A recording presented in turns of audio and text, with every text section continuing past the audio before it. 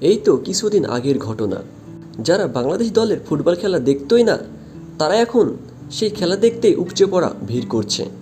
কারণ একটাই, বাংলাদেশের ফুটবলে হামজার আগমন। এ যেন এক মিরাক্কেল ঘটনা। হামজা বাংলাদেশ ফুটবলে আসার কারণেই বাংলাদেশে চলে আসলো ফুটবলের গণজোয়ার। হ্যাঁ বন্ধুরা, আপনারা ঠিকই শুনেছেন। আজকে আপনাদের জানাবো বাংলাদেশ ফুটবল দল কতটা উপকৃত হবে হামজা চৌধুরীর কারণে। তাহলে চলো আমরা দেখে আসি। এবং দেখার আগে তোমরা যদি আমার চ্যানেলে নতুন দর্শক হয়ে থাকো, তাহলে চ্যানেলটি এখনই সাবস্ক্রাইব করে এসো। ভবিষ্যৎ সবসময় অনিশ্চিত, তবে সম্ভাবনাময় অর্থে বাংলাদেশ দলের জন্য অনেক বড় সম্পদ হামজা চৌধুরী।